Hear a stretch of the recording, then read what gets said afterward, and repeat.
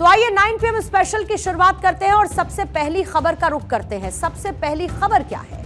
सबसे पहली खबर एक सवाल के साथ आती है और सवाल ये कि अगर वास्तविकता में मोहब्बत की दुकान होगी तो उसके अंदर सामान क्या क्या होगा, उसके अंदर की तस्वीर कैसी होगी। हम आपको आइए 2 तस्वीरें दिखाते हैं, जिसमें पहली तस्वीर है प्रधानमंत्री नरेंद्र मोदी की और chief justice of India DY Chandrachud की। गणेश पूजा का मौका है, CJI के घर प्रधानमंत्री पहुंचे, पूजा अर्चना की, तस्वीर हर तरफ वायरल हुई। देश की 2 बड़ी पर्सनालिटीज एक साथ एक फ्रेम में थीं, तो तस्वीरें चर्चा का विषय बनना स्वाभाविक है।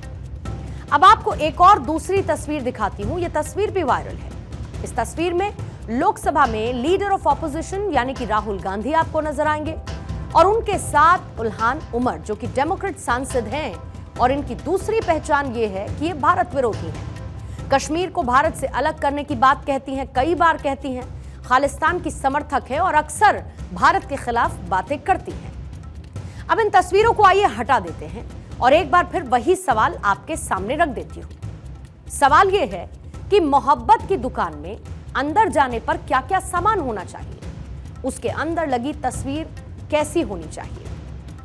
जब तक आप इसका जवाब ढूंढते हैं तब तक 2 तस्वीरें फिर से सामने रख देती हूं। एक तस्वीर है साल 2009 की, दूसरी तस्वीर वही प्रधानमंत्री मोदी और CJI की। जो पहली तस्वीर है उसमें तत्कालीन प्रधानमंत्री मनमोहन सिंह आपको नजर आएंगे और उनके साथ तत्कालीन CJI यानी कि उस वक्त रहे chief justice of India KG Balakrishnan. दोनों तस्वीरों में सिर्फ और सिर्फ डेट, टाइम और पद पर आसीन लोगों के नाम बदल चुके हैं। मौका वो इफ्तार पार्टी का था, यह मौका गणेश पूजा का था। बाकी तस्वीर वही है, PM और CJI एक साथ एक जगह पर।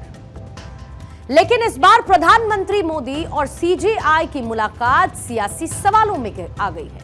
हर कोई इस तस्वीर में बेवजह की नाराजगी को तलाश रहा है। गैर जरूरी विवादों की एंट्री हो चुकी है, सियासी आरोप प्रत्यारोप शुरू हो चुके हैं। संविधान के रखवालदार इस प्रकार से अगर राजनीतिक नेताओं से मिलते हैं तो लोगों के मन में शंका है। हमारी जो केस है महाराष्ट्र में, जो घटना बाह्य सरकार चल रही है और उसकी सुनवाई चंद्रचूड़ साहब के सामने चल रही है, तो हमें शंका है कि हमें न्याय मिलेगा, क्योंकि एक पार्टी है उसमें प्रधानमंत्री जी सर न्यायाधीश के सामने साथ आते हैं, घर में बैठते हैं, तो सर न्यायाधीश चीफ जस्टिस ने इस केस से अपने आप को अलग करना चाहिए। ये संजय रावत जी सीजन लीडर हैं, जो लोग मुकदमों में उलझे हुए हैं उनको तो थोड़ी दिक्कत होगी, तो वैसे लोग अगर कोई बयान ऐसा दे रहे हैं, ये जान रहे हैं, वो भी खुद जान रहे हैं कि इससे किसी जजमेंट पे, किसी डिसीजन पे सुप्रीम कोर्ट के कोई असर नहीं पड़ने वाला है। प्रधानमंत्री जी CJI के यहाँ चले गए, एक अच्छा कोऑर्डिनेशन अगर है हमारे जुडिशियरी और एग्जीक्यूटिव के बीच में, ये इसकी तारीफ होनी चाहिए, तो इसकी शिकायत होने लगी। बीजेपी ने स्पष्ट कर दिया कि कल की पूजा का मकसद लोगों के दिमाग में हलचल पैदा करना था। कहां सपना देखा BL संतोष जी ने इस बात का?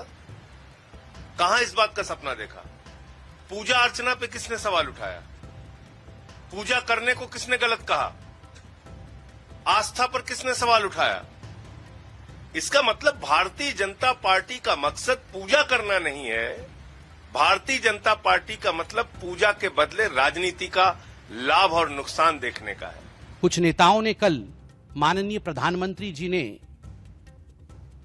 जिस प्रकार से चीफ जस्टिस ऑफ इंडिया के आवास गृह में उनके इनविटेशन पर गणपति जी की उपासना की, उनकी आरती हुई, उसको लेकर भी राजनीति करने की कोशिश कर रहे हैं। नहीं, आप क्या चाहते हैं?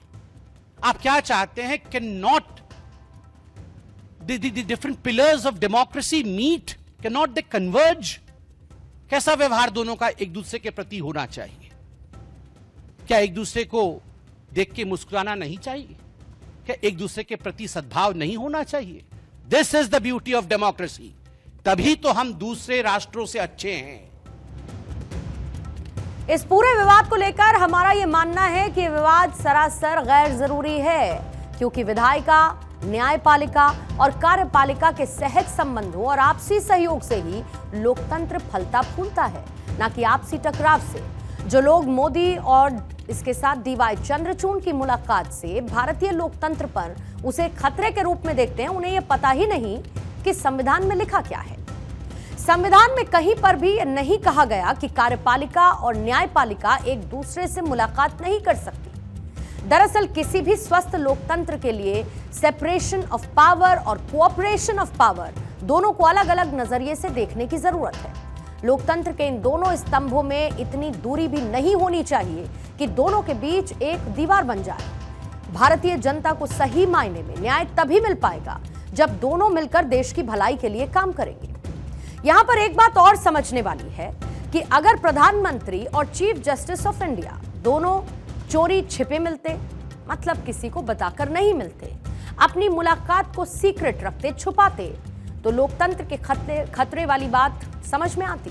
पर यहां तो प्रधानमंत्री मोदी खुद ट्वीट करते हुए जानकारी देते हैं, फोटो वीडियो भी उसके साथ साझा करते हैं। समझने वाली बात यह है कि दोनों अगर चाहते तो इस बात को गोपनीय रख सकते थे, मुलाकात को गोपनीय रख सकते थे और किसी को इसका पता भी नहीं चलता।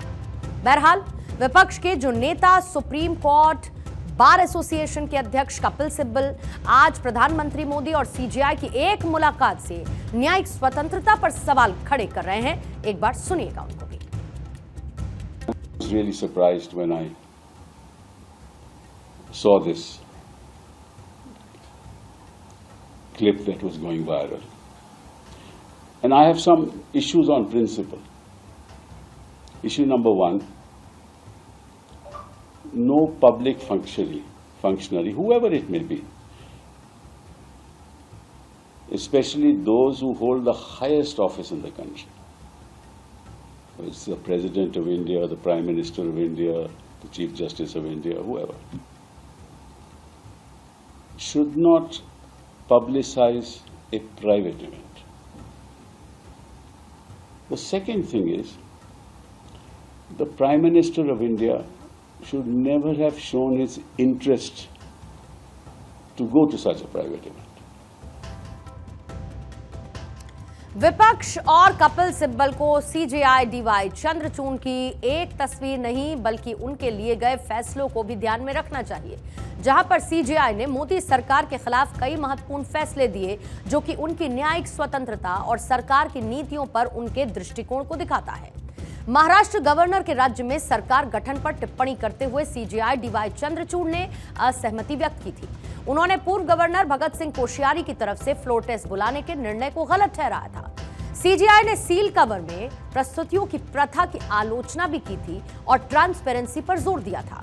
उन्होंने केंद्रीय सरकार की तरफ से सील कवर में दिए गए सुझाव को यह कहते हुए अस्वीकार कर दिया कि इससे ट्रांसपेरेंसी कम होती है और ये दूसरी तरफ को अंधेरे में छोड़ देता है। सीजेआई डीवाई चंद्रचूड़ ने हाईकोर्ट में नियुक्तियों के लिए सरकार की तरफ से नामों को अस्वीकार करने की प्रथा की आलोचना की। उन्होंने ये कहा था कि कॉलेजियम की सिफारिशों को सरकार की तरफ से अनिश्चित काल तक रोका न जाए और चयनित न्यायाधीशों के नाम को जल्द ही मंजूर किया जाए। चुनावी बॉन्ड्स मामला याद करिए, जिसमें सुप्रीम कोर्ट के फैसले से सरकार की बहुत किरकिरी हुई थी। सीजेआई डीवाई चंद्रचूड़ की अगुवाई वाली 5 न्यायाधीशों की संवैधानिक पीठ ने सर्वसम्मति से माना था कि केंद्र सरकार की 2018 चुनावी बॉन्ड योजना असंवैधानिक है, अनकॉन्स्टिट्यूशनल है। ये कुछ उदाहरण मैंने आपके सामने रखे जिसके बारे में आज बताना जरूरी था, क्योंकि ये तथ्यों की मिठाई उन लोगों के लिए है जिन्हें एक धार्मिक काज में भी 2 लोगों की मुलाकात से मिर्ची लगने लगती है। और हाँ, प्रधानमंत्री मोदी का सीजेआई के साथ एक फ्रेम में आना उतनी साधारण बात है जितना कि राजनीति में एक दूसरे के धुर विरोधी और सरकार और विपक्ष में रहने वाले नेताओं का एक साथ एक फ्रेम में आ जाना। अगस्त महीने में संसद स्थगित हो जाने के बाद पीएम मोदी और राहुल गांधी एक ही फ्रेम में थे। यह बेहद साधारण बात है। जो असाधारण नहीं है वो है विदेशी धरती पर भारत को कोसने वालों से मुलाकात करना, तस्वीरें खिंचाना। हम ऐसा मानते हैं कि देश इस अंतर को बखूबी समझता है और ऐसे गैर जरूरी विवाद होने ही नहीं चाहिए।